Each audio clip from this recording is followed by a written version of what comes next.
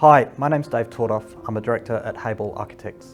And I'm Vivian Award. I'm the principal at Domremy College, Sydney. And what we wanted to share with you today is a case study on designing buildings to enhance pedagogy, but also enhance the learning outcomes through an entire process. Domremy College is a systemic school. It's part of a series of schools run by Sydney Catholic Schools, and together we identified a need for a newer, bigger library and a Year 7 and 8 learning space. We have had lots of experience with students starting high school, and the transition is not always easy, so we really wanted a soft landing for them, and at the same time we wanted to create a learning space that was different, that was transformative and future focused, beautiful, allowed for creative thinking, gave students greater autonomy, and it allowed teachers to create learning activities that were more contemporary and authentic. One of the big questions for me was how was I going to do this, and how was I going to bring my community along with me. So firstly, I arranged a film screening for my staff one afternoon of the film Most Likely to Succeed, a documentary about an alternative way of delivering a curriculum in a very different school context. I started a wonderful collaboration with Hayball, as well as our academic researcher Ben Cleveland. For the Soleus project, we were keen to explore a process that could move away from just purely delivering a product or a building. We started with a series of conversations about what learning spaces are needed to support contemporary life. We then went on tours to experience more broadly the types of spaces that are being delivered in contemporary work institutions. We engaged with virtual reality so that spatial literacy could be improved and people could understand the learning spaces that we were creating. We prototyped and got iterative feedback and followed a co-creation methodology throughout. We engaged deeply with education experts and the team at Domremy to understand their needs and make sure that they could have a voice through the entire design process. We wanted some experiential encounters throughout the process where architects could learn from the clients that we're designing for, but those clients could also be embedded in the architecture process and understand more about the day-to-day job of an architect. Ben Cleveland conducted several workshops with our staff and students, inspiring us with the latest research on contemporary learning spaces, helping us to put together our educational brief. We prepared a master plan that was in direct response to the education brief. We started with a prototype, then we moved to the Year 7 and 8 space, which provided paired year level learning communities, and further on in the master plan, precincts will be developed around music, dance, drama and STEAM. Given we were building learning spaces that were very different to what we currently had, I really wanted to establish a prototype, a space to allow students and staff to experience what the new building was going to look like. And the first thing we had to do was really think about what kinds of learning activities we wanted to test in that prototype. And that's when Hayball ran a couple of really interesting workshops for our staff to really engage with what that might look like. It was a great activity to undertake. We were able to come in with blank floor plates and really start the educators imagining and thinking about the types of activities and programs they wanted to run in this space, so that really we could wrap the building fabric around it rather than coming up with a building fabric first and saying, there you go.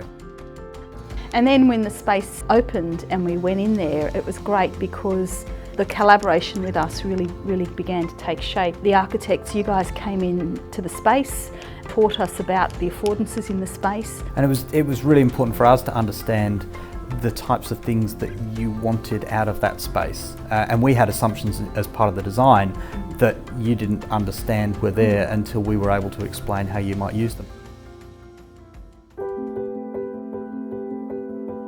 The sandpit was for just traditional classrooms, and what we've done is we've reconverted them into a prototype, a small preview of the type of building that we're building for Year 7 and 8. The new learning settings that are being created are more purposeful and diverse settings that enable different ways of learning. So what we're trying to facilitate is small group gathering, large group gathering, spaces for coming together, spaces for breaking away and working more independently. The Soleil space having many whiteboard surfaces helps us brainstorm more often and learn to communicate, and it's really helpful when you're doing like group tasks. Even if you're not working in groups, it's still a really good space to even work individually, as everyone can spread out and work on something different. It's obviously an adjustment if you haven't been used to that space, but I think it's a positive. I think it makes us as teachers think about how we might make best use of the space, and a space that, you know, is more representative of how people will work when they're outside school, because we're not all working in rows and desks. It's not the teacher, students, students, teacher method. Desks and table and like say smartboard. It's more of a creative way to get students learning, and I really like it. The learning from the users, teachers and students, can go hand in hand with what the lessons that architects can learn from these spaces are. And I think that's why the prototype is really great, because it's very much about bridging the gap. By placing architects into the learning space, we start to get an insight into the challenges in delivering learning within those spaces, and we can enhance our design responses as a result. One of the things that I learned was how different the personalities of each individual student is, and how they have a need for different spaces to enable their learning to occur. One of the things that I found really interesting was the sense of how space can direct the activity that takes place within it. It really does, you know, widen the scope of how the room can enhance the learning, as opposed to just be where the learning takes place. It's very important to know what the uses are of the space and what you intend to be doing in there, so therefore you sort of cater for those needs. The feedback that we've had from the Soleil space has been incredible. Through the survey work that we've been completing in conjunction with Domremy College, we have got a real insight into how the space empowers the learning of the individuals. It's really valuable for us to be able to have the experience and reflect with each other about what we've all learnt amongst ourselves, including through the eyes of the teacher and the principal and the students as well. We've had the prototype now for a couple of years, and what's been really nice is how the new building has changed in response to the experiences that the staff are having in the prototype.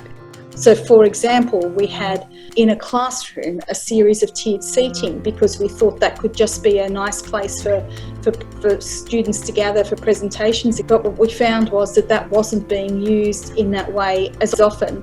The feedback meant that we fundamentally changed that. We took it out of the classroom and we created a new space that was much smaller and tight and intimate for presentation, so that that activity could occur outside and separate to other learning activities.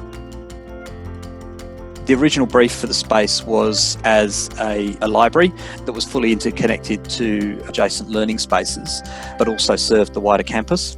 A Year 7 and 8 space, which was the equivalent of 5 classrooms per floor. But when you look at the plan, you really can't see those 5 classrooms as distinct and separable.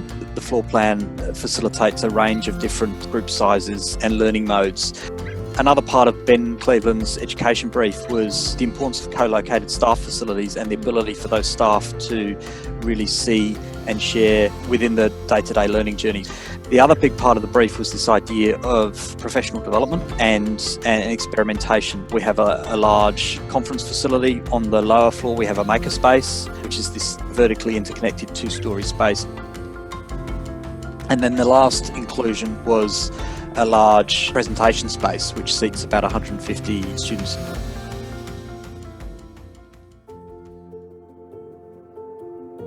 In the building we have also captured our Christian faith through the installation of a cross, our college symbol of the lantern through the use of light and glass, and hence the use of the Gaelic word soleus, meaning teaching light, a recognition that the space has been an integral part of our learning journey for current staff, students and parents, but also well into the future.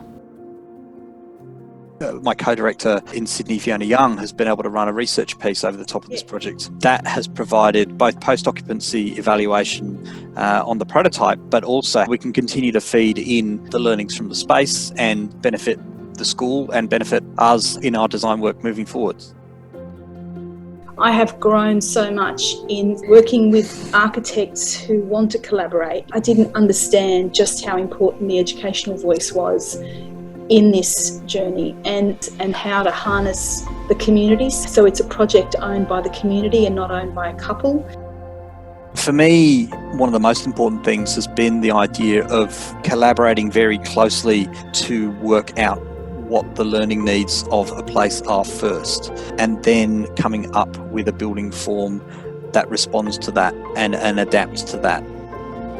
And something that we talk about a lot is this idea of reducing risk as well. By adapting and going on a journey as part of the design, it does enable you to change more gradually and be up and running the space when it comes online.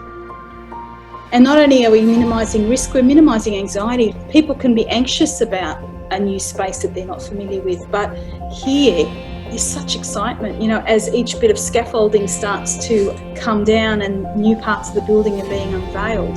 That's, I think, the beauty of our journey.